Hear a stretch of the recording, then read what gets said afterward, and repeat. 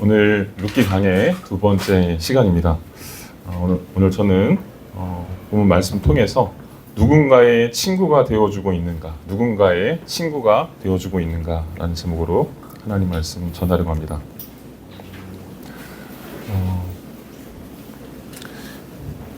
잠시만요. 이거 한번 체크해 보겠습니다. 네, 고맙습니다. 지난주에 말씀에서는 우리가 그리스도인으로 산다는 것은 답 없이 살아가는 것을 배우는 것이다 라는 차원에서 나오미의 삶을 보았습니다.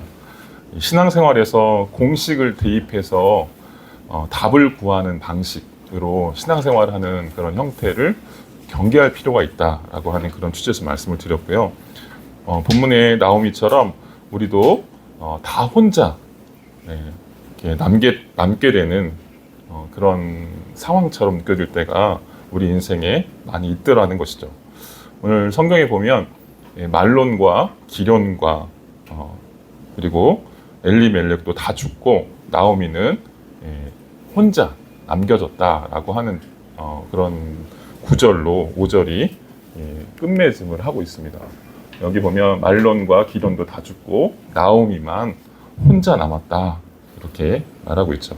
이런 상황에서 우리가 어떻게 살아야 할 것인가 라고 하는 생각들을 해보게 될 때가 많다라고 하는 겁니다. 그런 의미에서 오늘은 그 이유, 혼자 남겨진 나오미, 그리고 그 나오미를 붙잡았던 룻의 삶을 한번 생각해 보려고 합니다. 본문으로 들어가기 전에 우리가 한번 생각해 볼 것이 있습니다. 우리가 이런 상황 속에서 신앙생활이라고 하는 게 뭘까? 이런 상황 속에서 하나님을 믿는다라고 하는 게 뭘까?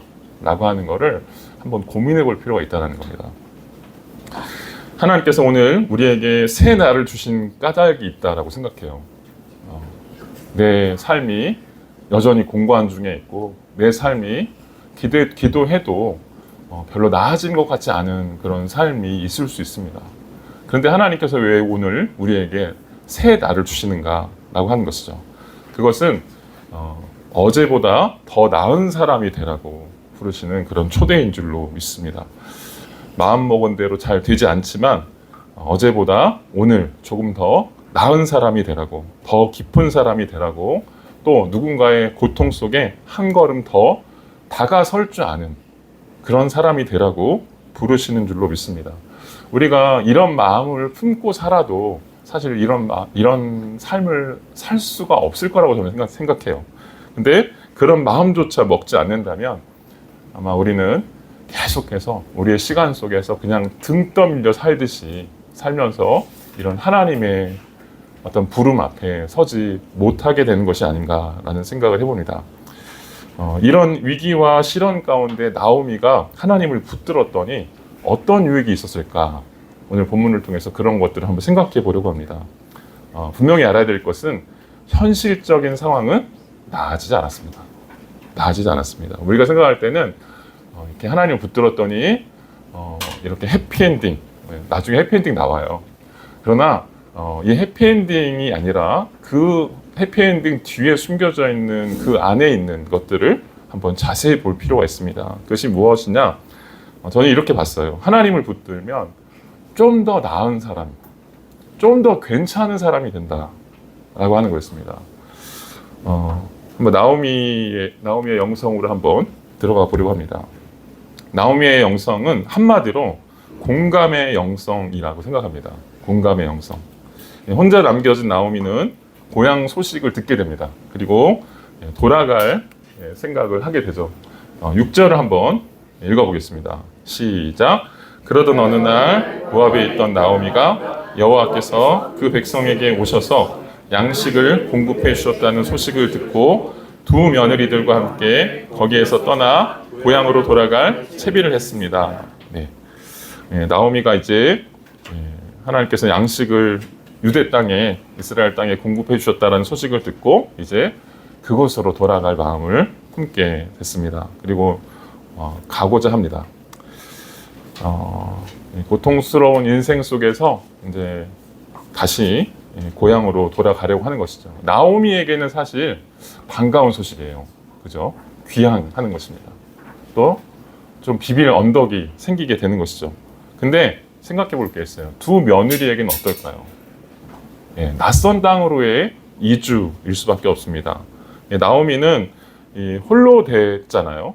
예, 홀로 됨의 이 고통을 알고 있어요. 그리고 이미 타국 땅에서 산다는 것이 무엇인지, 얼마나 괴롭고 힘든 일인지, 예, 그것을 몸소 겪어낸 그런 삶을 살았습니다. 그리고 그 삶 앞에 며느리가 겪어내야 할 앞으로의 그런 쓰라린 삶들을 나오미는 보게 됩니다. 내다보게 되는 것이죠. 그리고 자신처럼 살지 않았으면 좋겠다라고 생각했던 것 같습니다. 그래서 며느리들을 놓아주려고 합니다. 그래서 나오미는 며느리들에게 자신을 떠나라고 말합니다. 9절 한번 읽어보겠습니다. 9절 10절 시작. 여호와께서 너희로 하여금 다시 남편을 떠나 그 집에서 각자 편안하게 지낼 수 있게 해주시기를 바란다. 그리고 나서 나오미가 두 며느리에게 입을 맞추자 그들은 흐느끼면서 나오미에게 말했습니다. 우리는 어머니와 함께 어머니의 민족에게로 가겠습니다. 이 대목은 앞으로 이제 보게 되는 나오미와 이 며느리들과의 대화를 보면 나오미의 영성, 나오미가 어떤 마음을 가지고 신앙생활을 이어가고 있는지를 이해할 수 있게 되는 그런 장면이라고 저는 생각해요. 저는 이걸 보면서 참 아름다운 관계라고 하는 것들을 생각해 봤습니다. 이 아름다운 관계가 뭐냐면 타자의 고통을 상상하면서 그가 자유로워질 수 있도록 대해주는 것, 이것이 저는 사랑이라고 생각했어요. 나를 위해서 봉사해라 이런 태도가 아니라 당신의 삶을 한번 멋지게 살아보십시오. 자유롭게 한번 살아보십시오 라고 하는 그런 아름다운 마음을 품고 며느리들을 향해 그렇게 말하고 있는 것이죠. 본문의 나오미는 그런 태도를 가지고 살고 있습니다. 그러나 어머니의 이 강권에 못 이겨서 오르바는 결국 이제 자신의 고향으로 돌아가게 됩니다. 이제 남겨진 것은 룻과 나오미밖에 없다라고 말합니다. 그래서 이제 어머니는 또 다시 강권하죠. 또 권고합니다. 룻에게 너의 동서가 돌아갔던 것처럼 너도 너의 동족에게로 돌아가라라고 말하고 있습니다. 근데 여기 이런 걸 보면 제가 좀 길게 써놨는데 여기 보면 나오미의 마음이 이해가 돼요. 이게 뭐냐면 여기 집으로 돌아가라, 집으로 돌아가라 라고 하는 표현, 며느리들에게 말하는 건데요. 집으로 돌아가라 라고 하는 표현이 5번 나옵니다. 5번. 이 짧은 구절에 며느리들을 향해서 집으로 돌아가라 라고 하는 것이죠. 여기도 보면 처음부터 친정으로 돌아가라, 내 딸들아 집으로 돌아가라, 왜 나와 함께 가려고 하느냐, 내 딸들아 집으로 돌아가라, 나는 너무 늙어 남편을 맞아들이지도 못한다, 보아라 네 동서는 자기 민족과 자기 신들에게 돌아갔다, 너도 동서와 같이 돌아가라, 이렇게 말하는 것이죠. 이걸 보면 무슨 마음이 느껴질까요? 나오미의 며느리를 향한 애달픈 심정, 자신처럼 이렇게 고통스러운 삶을 살지 않았으면 좋겠다 라고 여기는 것이죠. 그래서 제발 자기처럼 이런 고통스러운 인생을 살지 않기를 바라는 마음, 그리고 나보다는 며느리의 고통을 먼저 생각하는 마음, 그런 애달픈 마음이 나오미에게 있었습니다. 근데 저는 이걸 보면서 좀 이상하다는 생각을 했어요. 이상하다. 왜 이상할까요? 나오미는 마라의 경험을 한 사람이에요. 그렇죠. 남편을 잃었어요. 그리고 믿고 의지했던 두 아들까지 타국 땅에서 그것도 결국 다 잃게 됩니다. 이런 마라의 경험을 한 사람입니다. 여러분, 대부분의 사람들은요 고생을 많이 하잖아요. 그럼 어떻게 될까요? 마음이 다 쪼개집니다. 산산조각 납니다. 도끼로 가득 차게 되고요, 건드리기만 해도 가시가 돋아나는 그런 사람들이 인생 중에 안타깝지만 많이 있더라는 것이죠. 이런 사람들이 많음에도 불구하고 나오미를 보면 그렇지 않고 있어요. 그렇지 않고 있어요. 타인에 대한 연민으로 가득 차 있습니다. 이건 무슨 얘기냐면 마음이 깨어지지 않았다라고 하는 겁니다. 깨어지지 않았다. 진정한 어른의 모습을 보여주고 있습니다. 우리도 나중에 여러분들 중에 시어머니가 되실 분도 계시잖아요. 그런 시어머니가 되셨으면 좋겠습니다. 궁금한 것은 이런 고통 중에 무엇이 이런 나오미를 만들었는가라고 하는 거예요. 우리가 생각해야 될 지점은 사실 그런 겁니다. 이 고통 속에서 타인을 걱정하는 마음, 이런 것들은 어떻게 생겨날까요? 어떻게 생겨날까요? 이거는 자기 중심적인 삶의 태도를 벗어날 때만 가능합니다. 여러분, 하나님께서 우리에게 왜 인생을 주셨을까 한번 생각해 보셔야 돼요. 여러분에게 왜 인생을 주셨을까요? 인생이라는 시간표를 왜 주셨을까? 우리가 항상 이런 물음들을 많이 해볼 필요가 있다고 생각하는데요. 어떻게 보면 구원받았잖아요. 구원받았으니까 하늘나라 들어가는 게 이제 우리는 하늘나라 들어갈 날만 손꼽아 기다리고 있다고 생각하는데, 구원받았으니까 하늘나라 가려면 그냥 당장 들어가면 되는데 왜 우리에게 인생이라는 이런 시간을 주신 것일까라고 하는 것이죠. 왜 인생이라는 시간표를 우리에게 허락한 것일까? 이거 무슨 얘기일까? 저는 이렇게 이해합니다. 하나님 나라를 배워가라는 거예요. 하나님 나라의 백성으로 살아내라는 것입니다. 그것이 뭐냐면 성경은 이렇게 써 있습니다. 하나님 사랑, 이웃 사랑. 하나님 사랑, 이웃 사랑. 다시 얘기하면 자기 중심적인 삶의 태도를 버리라는 것이죠. 버려내라는 것이죠. 성경에 보면요, 그럼에도 안타깝게도 이렇게 자기 중심적인 태도를 버리는 것은 사람의 능력이 아닙니다. 성경이 로마서에 보면 성경이 바울이 결론낸 인간론의 핵심 구절이 뭐냐면 의인은 없나니 하나도 없다. 선을 행할 능력이 있다 없다? 없습니다. 자기 중심적인 그 죄라고 하는 것을 알매도 불구하고 그것을 뛰어넘을 수 있는 인간이 있을까요? 없을까요? 없습니다. 없어요. 우리가 예수님을 믿고 신앙생활을 하지만 이런 고통 속에서 자신을 다치지 않게 하기 위해서 타인을 걱정하고 타인을 향해서 은혜를 베푸는 그런 마음이 가능할까요? 불가능합니다. 어떻게 가능할까요? 하늘을 바라볼 때만 가능합니다. 하늘로부터만 가능한 거예요. 이게 하나님의 능력입니다. 하나님의 생명인 것이죠. 하나님 나라는 그래서 인간의 지혜와 인간의 노력으로 얻을 수 없는 것인 줄로 믿습니다. 우리는 이렇게 생각해요. 잘 되면, 형통하면, 뭔가 나에게 힘이 많이 생기면 하나님 나라를 위해서 살 수 있겠지라는 생각을 합니다. 그렇던가요? 저는 그렇게 생각하지 않습니다. 오히려 잘 된다고 힘이 생기면 하나님을 바라볼까요? 바라보지 않습니다. 왜 우리의 인생 중에 이런 공고한 날이 찾아올까요? 왜 하나님께서 이렇게 우리를 아프게 하실까요? 막다른 길에 다다른 것처럼 느껴질 그런 상황으로 내모시는 이유가 뭘까요? 우리의 한계를 인정하는 거예요. 우리가 아무것도 할 수 없다라고 하는 걸 인정하라는 겁니다. 하늘로부터만 가능하다라고 하는 것을 인정하라는 것이죠. 인간이 기껏 할 수 있는 게 뭐냐면 윤리적인 노력이에요. 내가 조금 더 괜찮은 사람인 척 하는 것이죠.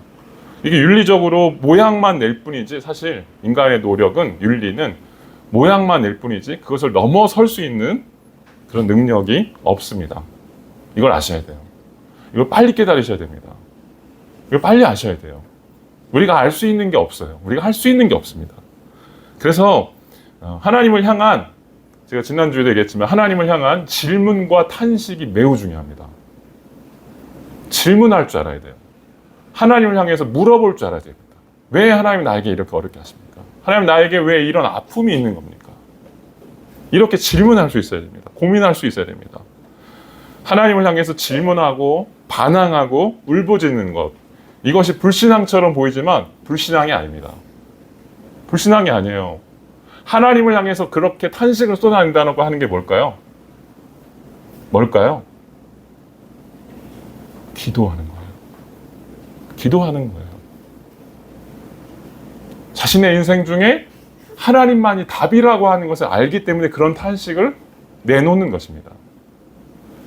덮어놓고 맹목적으로 믿는 것, 그런 차원에서 이렇게 덮어놓고 믿는 것은 어떻게 보면 위험하다는 생각이 들어요.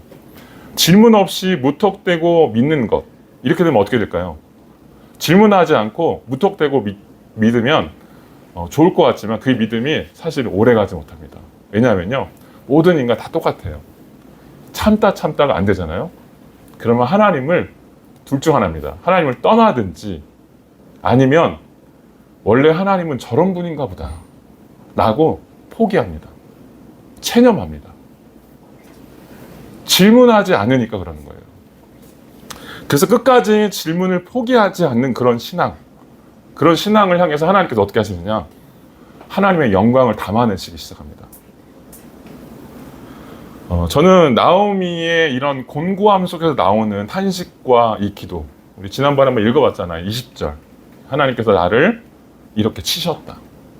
하나님께서 여호와께서 전능자의 손이 나를 이렇게 하셨다. 라고 하는 그런 표현들. 이 나오미의 곤고함 중에 나오는 이런 기도와 탄식이죠. 인생에 자랑할 거리가 없습니다. 근데 이런 곤고와 탄식이 얼마나 많았을까라는 생각을 해봐요. 그죠? 그러면서 어떻게 될까요? 인생의 덧없음을 깨닫게 되는 것이죠.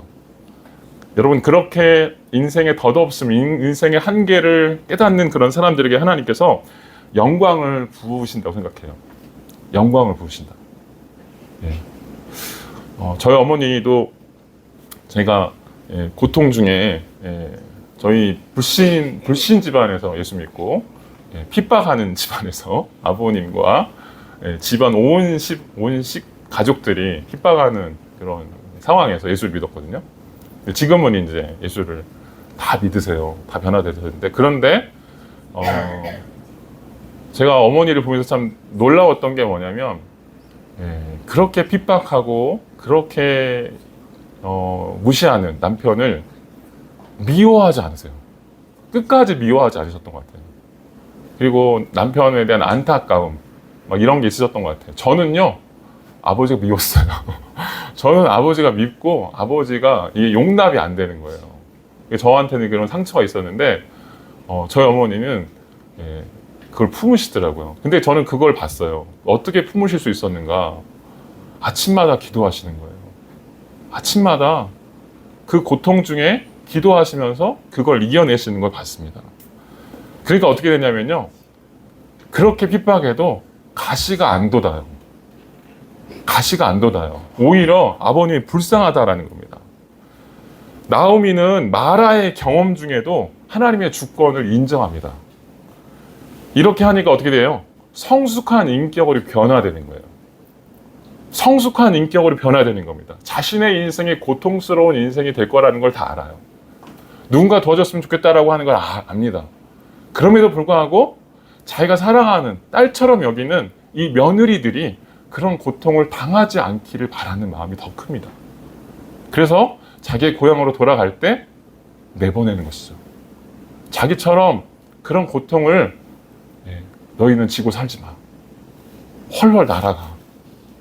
여러분, 이런 마음이 느껴지십니까? 나오미는 며느리들의 삶에 대해서 적극적으로 공감해주면서 그들의 고향으로 가서 남편을 만나서 행복하게 살라고 말하고 있는 것입니다. 이게 첫 번째 이 나오미의 공감의 영성이라고 저는 생각했고요. 두 번째 영성은 룻의 영성입니다. 룻의 영성은 친구가 되어주는 영성이라고 볼 수 있습니다. 나오미도 멋있지만요, 룻도 멋있습니다. 성경에 보면 룻에 대한 어떤 단서가 거의 없어요. 룻에 대한 이야기 자체가 거의 없습니다. 여기 1장에 보면요, 룻에 대한 고백이 이제 좀 살펴보겠지만, 룻이 뭐 신앙이 좋았다, 뭐 이런 거를 유추할 만한 그런 것들이 별로 없습니다. 근데 여기서 좀 알 수 있는 게 이런 것들입니다.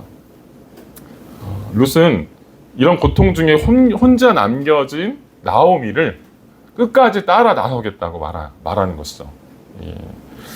이 나오미가 자기를 생각해 주는 것은 알지만 나오미를 고통 중에 내버려 두는 것이 합당치 않다라고 생각했던 것 같습니다.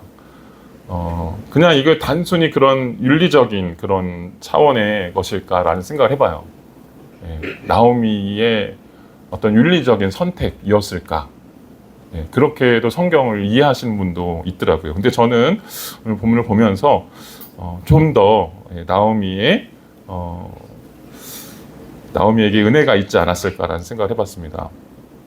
나오미와 같은 처지에 있는 사람들에게 가장 위로가 되는 게 뭘까요? 가장 위로가 되는 게 뭘까요? 사실 이런 사람들에게 뭔가 해줄 수 있는 건 없습니다. 여러분이 이런 처지에 있는 사람들에게 어떻게 남편이 되어주시겠습니까? 아니면 어떻게 뭔가 할 수 있는 건 별로 없죠. 그저 뭐가 있냐면 그냥 옆에 있어주는 거죠. 그냥 들어주는 것이죠. 같이 함께 해주는 것이죠.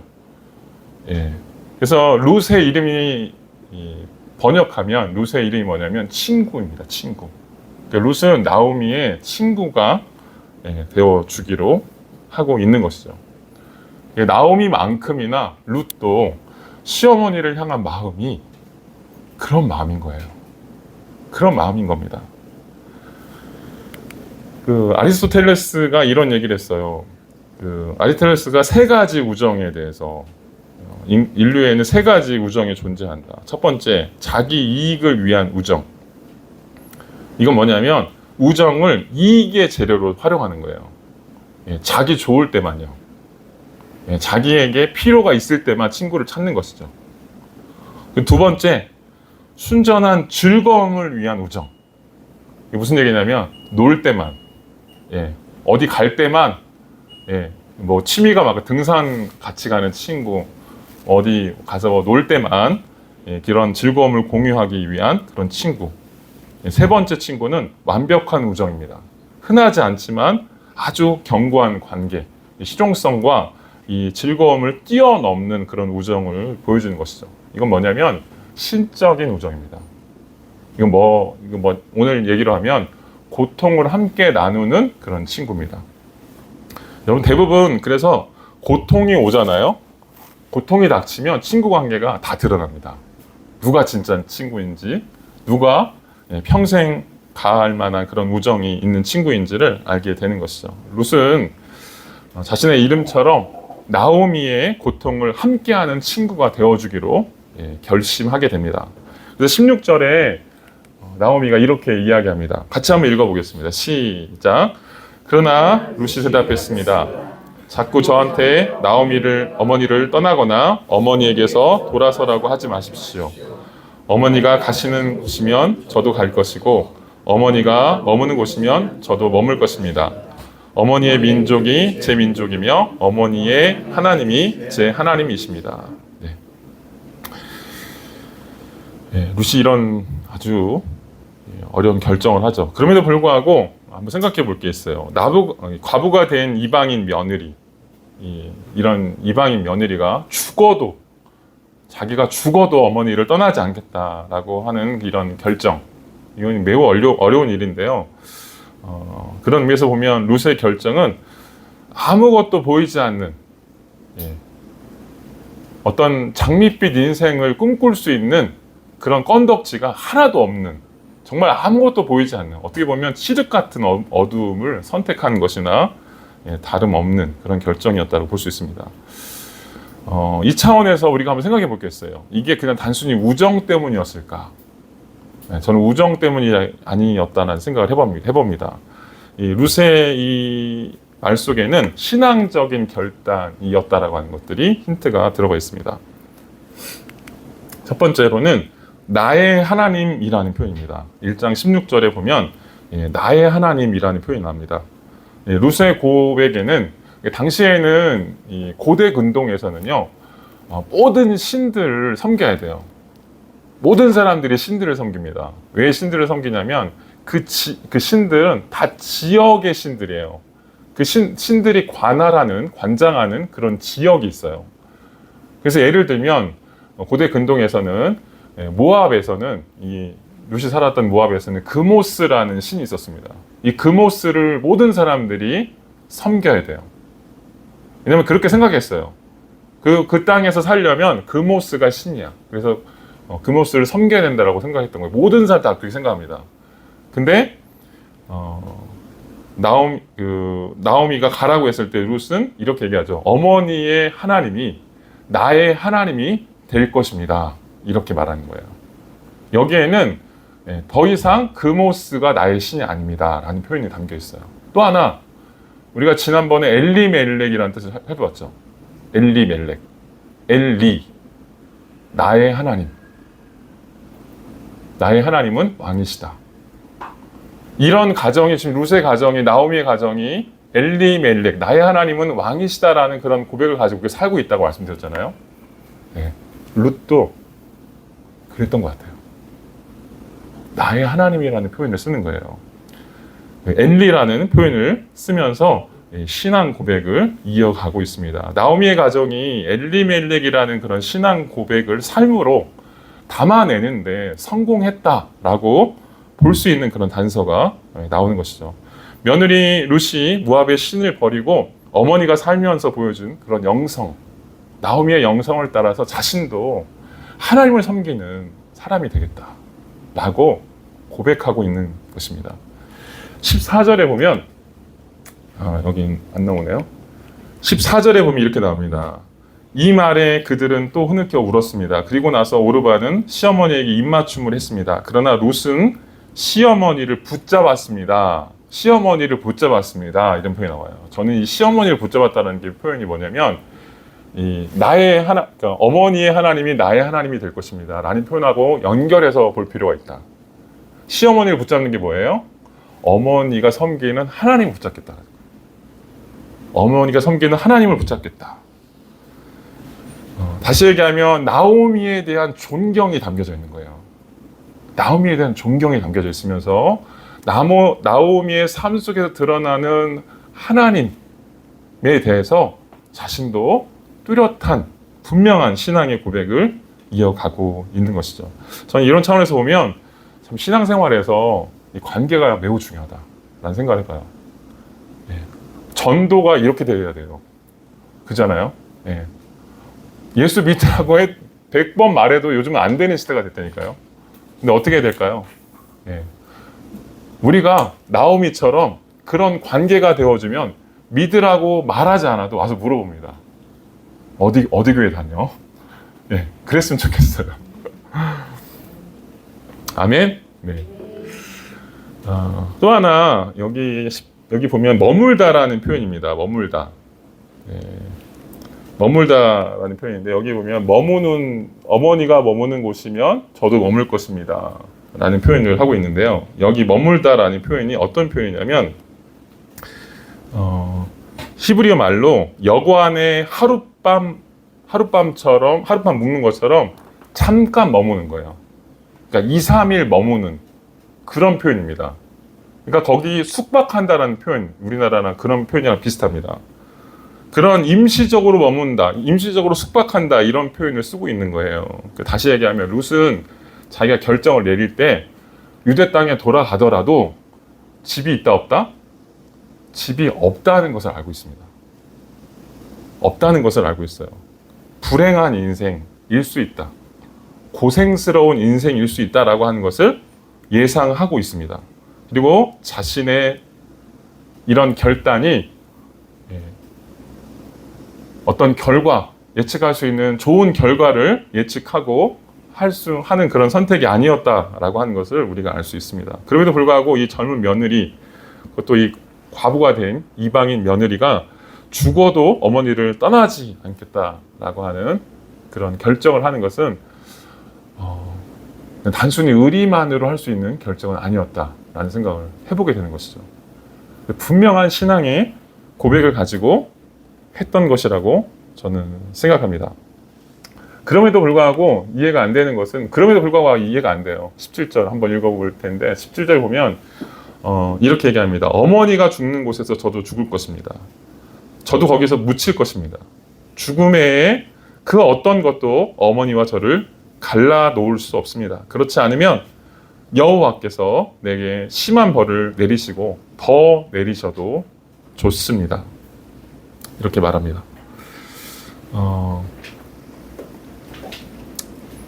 아주 이 나오미에 대한 어떤 깊은 존경이 분명히 있었던 것 같고요. 그리고 또 하나 그 나오미에 대한 존경 너머에 하나님에 대한 신앙이 분명히 있었습니다. 그래서 어머니와 저를 갈라 놓을 수 없습니다 라고 말하면서 그렇지 않으면 여호와께서 하나님의 이름을 써요. 이 룻기에요. 하나님의 이름이 거의 등장하지 않습니다. 네, 근데 하나님의 이름을 쓰면서 룻이 여호와께서 내게 심한 벌을 내리고 더 내리셔도 좋습니다. 신앙적인 결정이라고 하는 것이죠. 세상은 이런 결정을 향해서 뭐라고 말하냐면 바보 같은 결정이라고 말합니다. 바보 같은 결정. 예. 예. 룻이 도대체 왜 이런 결정을 할까요? 예. 룻이 아마 그런 생각을 할 거예요. 이렇게 말이 안 되는 결정을 할 정도면 룻한테 무슨 심각한 하자가 있는 게 아니야? 라고 생각할 수도 있어요. 근데 룻은 그렇지 않습니다. 아마 여러분 룻의 부모가 이 얘기를 들었다면 어떻게 했을까요? 도시락 싸가지고 말렸을 것 같아. 못 가게 막았을 것 같습니다. 그럼에도 불구하고 룻은 이렇게 결정합니다.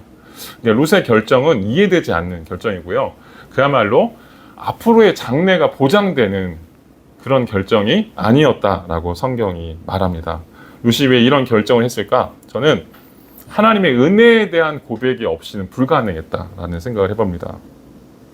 룻은 아마도 단서가 별로 없으니까 룻은 아마도 하나님이 정확히 어떤 분이신지에 대해서는 자세히 알지는 못했을 수도 있다라는 생각을 해요. 왜냐하면 이방 여인이었고 유대 땅에서 그런 신앙 교육을 받은 것은 아니었기 때문입니다. 하지만 분명한 것은 룻은 분명한 신앙 고백이 있었어요. 분명한 신앙 고백. 어머니의 하나님이 내 하나님이 될 것입니다. 죽어도 어머님을 따라서 갈 것입니다. 그리고 그것이 나오미의 영향을 매우 많이 받았을 것이다 라고 생각해 볼 수 있는 것이죠. 그래서 나오미와 10년을 살면서 어머니의 삶 속에서 하나님과 동행하는 삶이 무엇이었는지를 어깨너머로 많이 배웠던 것 같습니다. 그러면서 믿음이 무엇인지, 하나님을 믿는다라고 하는 게 무엇인지를 생각하고 어머니가 살아낸 그런 고통 중에서도 뭔가 세상과 다른 무엇이 있다라고 하는 것을 본능적으로 알아차렸을 것이다 라는 생각을 해봅니다. 그리고 그 어머니를 배우고 싶다, 따르고 싶다라고 하는 그런 마음이 분명히 있었을 것이라고 생각합니다. 그래서 룻의 고백, 신앙의 고백에는 나오미의 이 신앙을 분리시킬 수 없어요. 나오미와 이 관계 속에서 이런 신앙이 나오게 됐다라고 생각하고요. 또 하나 단서가 있습니다. 이게 뭐냐면 3장 10절인데요. 3장 10절은 뭐냐면 룻이 지금 내린 이 결정, 어머니를 따라가겠다, 어머니를 무조건 따라서 어머니와 함께 하겠다라고 하는 이런 결정에 대해서 보아스가 나중에 3장부터 나오는데요. 2장부터 나오는데 이 보아스의 입을 통해서 룻기의 저자가 룻의 이런 결정이 하나님의 은혜를 입은 것이었다, 하나님의 은혜 입은 자의 특징이다 라고 말하고 있어요. 그게 뭐냐면 헤세드라는 단어입니다. 일단 한번 읽어보죠. 시작. 그가 말했습니다. 내 딸이여, 여호와께서 당신에게 복 주시기를 빌겠소. 당신이 빈부를 막론하고 젊은 사람을 따라가지 않았으니 당신의 아름다운 마음씨는 지금까지 보여준 것보다 더 크오. 여기 아름다운 마음씨라고 번역이 됐는데요. 개역개정에는 네가 베푼 인애라는 표현이 있습니다. 인애. 이게 인애라는 표현이 뭐냐면 헤세드라는 표현입니다. 헤세드. 이건 신학적인 표현이에요. 신학적이라는 말이 뭐냐면 하나님의 특징을 말하는 거예요. 신학, 하나님에 대한 어떤 특징을 말하는 겁니다. 그러니까 뭐냐면 하나님의 사랑이에요. 끝까지 당신의 백성을 포기하지 않으시는 그런 하나님의 사랑을 말할 때 헤세드라는 말을 씁니다. 그런데 그거를 사람에게 붙이고 있어요. 사람에게 붙이고 있어요. 다시 얘기하면 네가 보여준 그 결단은 신적인 것이야. 하나님이 너에게 주신 은혜야. 너의 결단 속에 하나님의 사랑이 있어 라고 말하고 있어. 이 보아스가 말하고 있는 말의 의미는 룻이 처음에 시어머니를 따라서 유대 땅으로 오기로 한 그런 결정은 바보 같은 결정이지만 이것처럼 보이지만 헤세드였다라는 거예요. 헤세드. 아무 답도 없는 상황에서 이 룻이 내린 결정, 어떤 도움이 될 만한 가능성이 보이지 않는 그런 상황에서 시어머니를 끝까지 사랑하기로 한 그 결정, 이것이 곧 하나님의 사랑을 드러내는, 너에게서 그 하나님의 사랑을 볼 수 있다라고 말했던 것입니다. 그래서 룻은 자기가 처해 있는 고통스러운 삶의 현실이라는 과정에서 벗어나기보다는 그것을 껴안고 가기로 결정했고, 그 어떤 것보다 시어머니를 끝까지 사랑하기로 결정했습니다. 성경은 보아스의 입을 통해서 룻의 이 결정이 신실하게 살아가는 삶이라고 말하고 있어요. 하나님을 사랑하는 자들의 신실한 결정이다. 신실한 삶의 모습이다라고 말하고 있습니다. 그래서 우리가 한번 이렇게 생각해 볼 필요가 있어요. 우리의 삶은 룻이 결정을 내리는 것처럼 답이 정해져 있으면 얼마나 쉬워요. 그죠? 근데 답이 정해져 있지 않다라는 거예요. 그 답 없이 살아가는 그런 인생 속에서 그리스도인으로서 어떤 선택을 하나님 앞에 드릴 수 있어야 하는 것인가 라고 하는 것들을 물어볼 줄 알아야 됩니다. 그리고 오늘 룻기가 그것들을 가르치고 있습니다. 룻이 결과를 알았기 때문에 그것을 결정한 것이 아니다 라고 하는 것을 한번 깊이 생각해 볼 필요가 있습니다. 오늘 본문 말씀을 통해서 두 가지 메시지를 한번 생각해 볼 건데,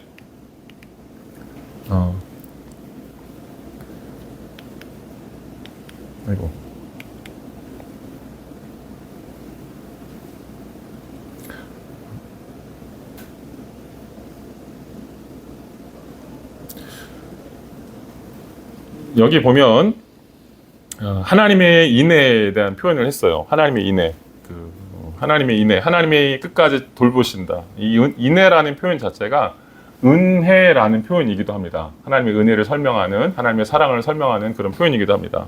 1장의 삶이 매우 고통스럽잖아요. 자, 2장부터 분위기가 바뀌기 시작하는데요. 이 1장의 마지막 절입니다. 1장의 마지막 절 보면 이렇게 설명하면서 끝나요. 한번 읽어볼까요? 시작. 이렇게 해서 나오미는 며느리인 모압 여자 룻과 함께 모압에서 돌아와 베들레헴에 도착했습니다. 그때는 보리추수가 막 시작될 무렵이었습니다. 우리가 한번 1장을 보면서 생각해 볼 게 뭐냐면 1장의 이런 고통스러운 인생, 삶의 모습 속에 가만히 보면 뭐가 숨겨져 있어요?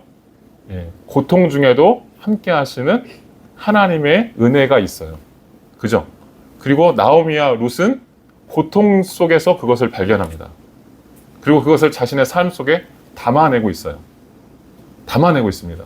그러니까 사실 이 룻기의 주인공은 뭐냐면 하나님의 은혜입니다. 하나님의 은혜가 인생을 어떻게 다스리고 가는가 라고 하는 걸 말해주고 있어요. 룻기 1장의 마지막 절이 이렇게 말해요. 은혜가 본격적으로 일하기 시작합니다. 모압에서 돌아와 베들레헴에 도착했습니다. 도착했어요. 근데 그때가 언제였냐? 보리 추수가 시작되는 때예요. 아무런 답이 보이지 않는 상황에서 베들레헴에 돌아왔는데 그것이 하나님의 은혜였어요. 하나님의 은혜였습니다. 그 결정이 하나님의 은혜였어요. 하나님의 손 안에 있었던 거예요. 그래서 보리 추수가 시작되니까 어때요? 2장부터 보리 이삭을 줍는 일들이 시작됩니다. 먹고 살 게 해결돼요. 해결됩니다. 이은혜 선수예요. 여러분 잘 아시죠? 파리 올림픽 기간이잖아요. 이 파리 올림픽 기간에 우리나라가 탁구에서 20몇 년 만에 16년인가요? 하여튼 동메달을 한 개도 아니고 두 개나 여자 탁구에서 땄습니다. 엊그저께 요 세 명이 여자 단체에서 동메달을 땄는데 이분이 이은혜 선수예요. 신유빈 선수 너무 잘 아시죠? 근데 이은혜 선수는 잘 모르시는데 이 이은혜 선수가 어떤 사람이냐면 몽골에서 귀화한 분입니다. 몽골에서 귀화한 분이에요. 근데 몽골에서 귀화했는데 이분을 데려온 사람이 누구냐면 현정화 아시죠? 옛날 88 올림픽의 금메달리스트 현정화 선수. 아니, 현정화가 아니고 현정화의 파트너였던 양영자 선수가 있는데요. 그분이 지금은 선교사예요. 선교사인데 선교사님이 몽골에서 선교하시다가 이 아이를 너무 괜찮은 거예요. 그래서 이 아이를 데려왔어요. 그리고 한국으로 데려와서 탁구를 가르쳐가지고 이 아이가 기화해서 탁구 동메달을 딴 거예요. 인터뷰를 했는데 뭐라고 했냐면 이렇게 첫 마디가 이거예요. 하나님 은혜입니다. 하나님 은혜입니다. 하나님의 은혜가 나를 이렇게 만들었습니다. 말하고 있는 것이죠. 여러분, 우리가 고백해야 될 게 있어요. 우리가 공고한 인생을 살면서 진짜 신앙이 뭔지 아세요? 진짜 신앙이 뭐냐면 질문하면서도 끝까지 질문하십시오. 끝까지 이게 이런 질문까지 하는 것이 맞나 싶을 정도로 질문하세요. 그러면서 우리가 뭘 찾아가야 되는지 아세요? 하나님의 은혜를 발견하셔야 돼요. 그럼에도 불구하고 하나님이 나를 사랑하시는구나. 그럼에도 불구하고 하나님께서 내 삶을 이렇게 인도하시는구나 라고 하는 거를 깨달으셨으면 좋겠어요. 적용할 게 있습니다. 하나님께서 우리의 인생을 다 아십니다. 우리의 고통을 다 아십니다. 여기 룻의 결단을 보면 마치 룻의 결단은 성육신의 결단을 생각나게 합니다. 빌립보서 2장 6절부터 8절까지 보면 이렇게 얘기합니다. 그는 본래 하나님의 본체셨으나 하나님과 동등됨을 기득권으로 여기지 않으시고 오히려 자기를 비워 종의 형체를 가져 사람의 모양이 되셨습니다. 그리고 그분은 자신을 낮춰 죽기까지 순종하셨으니 곧 십자가에 달려 죽으신 것입니다. 라고 말하고 있습니다. 예수님은 그야말로 세상에 있는 모든 고통당하는 사람들의 그 고통을 바라볼 때 어떻게 느끼실까요? 룻이 나오미를 생각했던 것처럼 어머니의 그 고통 속으로 자신이 뛰어 들어가잖아요. 자신의 몸을 내던지잖아요. 자신의 인생을 내던지잖아요. 예수님이 우리의 고통 속으로 찾아오셔서 그 고통 가운데 함께 하시는 줄로 믿습니다. 성경에 보면 예수님의 사역을 설명하면서 메시아의 사역을 설명하면서 예수님이 병든 사람, 귀신 들린 사람을 많이 고치시는 장면이 나와요. 근데 그곳에 항상 나오는 똑같은 표현들이 있습니다. 그게 뭐냐면 긍휼히 여기신다라는 표현이에요. 긍휼히 여겼다. 이 긍휼히 여겼다라고 하는 표현이 뭐냐면 그냥 안 됐네. 참 병 걸려서 그냥 안 됐네. 이런 표현이 아닙니다. 그냥 이렇게 동정하는 저렇게 참 혀를 ጭጭ 차면서 참 안 됐어. 이렇게 하는 게 아니에요. 그건 뭐냐면 자신의 형제, 자매, 자신의 가족이 당하는 고통처럼 여기는 것입니다. 이걸 뭐라고 하냐면 영어로 컴패션이라고 얘기해요. 컴패션. 고통을 함께 한다라는 거예요. 고통을 같이 고통 속으로 들어간다라는 거예요. 예수님이 그 병든 사람의 고통 속으로 들어오셔서 그것을 고치시는 겁니다. 지난주에 저희 애가 성경학교 끝나고 차 타고 오는데 그런 얘기 물어보더라고요. 아빠는 어떨 때 가장 마음이 아파? 이렇게 물어보더라고요. 그래서 뭐라고 말했을까요? 야, 니네들 아플 때가 제일 마음이 아파. 그랬더니 뭐라고 했을까요? 씩 웃어요. 씩 웃으면서 엄마도 그러던데 뭐 이러면서 막 좋아하더라고요. 여러분, 하나님께서 우리의 고통당하는 것들을 외면하지 않으십니다. 그리고 그 고통 중에 함께하고 계세요. 그리고 그 고통을 당신의 은혜로 이끄시고 계신 줄로 믿습니다. 이걸 믿으셔야 돼요. 하나님께서 우리의 고통 중에 그 고통을 오롯이 당신의 고통으로 여기면서 우리와 함께 하신다라고 하는 것. 이게 신학적인 용어로 뭐냐면 예수 그리스도께서 우리의 죄를 십자가에서 대신 담당하셨다, 대속하셨다, 이런 표현입니다. 우리의 죄성까지도, 우리의 아픔까지도, 우리의 서름까지도, 우리의 인생 가운데 있는 모든, 우리가 겪어내고 있는 그 모든 아픔들을 당신의 품으로 다 끌어안겠다라고 하는 거. 그런 하나님이십니다. 이게 바로 하나님의 사랑인 것입니다. 오늘 나오미는 그런 깊은 공감의 마음을 보여주고 있어요. 예수님의 마음. 아까 보아스가 룻의 그런 결단을 보면서 너의 그 결단 속에 하나님의 인애가 있어, 헤세드가 보였어 라고 했던 것처럼 지금 룻은 그런 세계를 살아가고 있는 거예요. 그런 세계를 살아가고 있는 것입니다. 그러면서 이렇게 얘기하죠. 어머니가 머무시는 곳에 나도 머물겠습니다. 어머니의 백성이 내 백성이 되고 어머니의 하나님이 나의 하나님이 될 것입니다. 어머니가 죽으시는 곳에 나도 묻힐 것입니다. 그리고 나를 어머니를 떠나라고 제발 하지 마십시오. 이렇게 말하고 있는 것입니다. 여러분, 우리가 인생 속에 고통을 당하는 게 때로 어려울 때가 있어요. 그리고 왜 하나님께서 이렇게 하실까라고 의심할 때가 있습니다. 그러나 그것도 하나님께서 다 예정하신 거예요. 다 깊으신 뜻이 있는 겁니다. 다만 우리가 그분의 뜻을 다 헤아려 알 수 없을 뿐이에요. 근데 우리가 그때 힘들 때 뭘 생각해야 되느냐? 하나님 우리 함께 하신다는 거예요. 고통 중에 변함없이 우리를 은혜로 이끌고 계시다라고 하는 것입니다. 예수님이 십자가에서 걸어가신 길을 한번 생각해 보세요. 예수님이 십자가에서 잡혀서 고문당하시고 십자가에서 달려 죽으시는 그 길, 그건 뭘까요? 그 길 속에 생명을 생각할 수 있을까요? 절망밖에 없습니다. 절망밖에 없습니다. 그런 길을, 인생에 걸어가야 할 그 길을 이미 예수님께서 다 걸어가셨고요. 우리의 아픔을 다 알고 계세요. 그리고 그분이 우리 하나님이 되시겠다고 말씀하고 계신 줄로 믿습니다. 그리고 그분을 인정할 때만 어떻게 되느냐? 하나님의 자녀들에게 부활의 생명을 주세요. 부활의 생명을 주십니다. 은혜가 이끌고 가는 삶이 바로 이러한 것입니다. 그래서 바울 사도는 이것을 자기의 삶에 적용했습니다. 적용하면서 이렇게 얘기해요. 나는 모든 것으로부터 자유로운 사람이지만 사람들을 그리스도께로 인도하기 위해서 나는 이제부터 사람들의 종이 되겠다 라고 말해요. 이런 태도, 저는 이게 진짜 신앙인의 멋진 태도라고 생각해요. 하나님의 영광의 찬송이 되게 하는 진짜 아름다운 신앙인의 능력이 아닐까라는 생각을 해봅니다. 오늘 윤명옥 권사님이 안 오셨는데 윤명옥 권사님을 보면서 제가 놀라운 게 있어요. 윤 권사님은 제가 개척을 할 때 룻처럼 그냥 따라 나오신 분이에요. 아무것도 보이지 않는 상황 속에서 그냥 따라 나오신 분입니다. 룻기를 보면서 그렇게 우신다고 하시더라고요. 자기 심정이 이렇게 이게 동감이 되시나 봐요. 근데 이렇게 따라 나오시고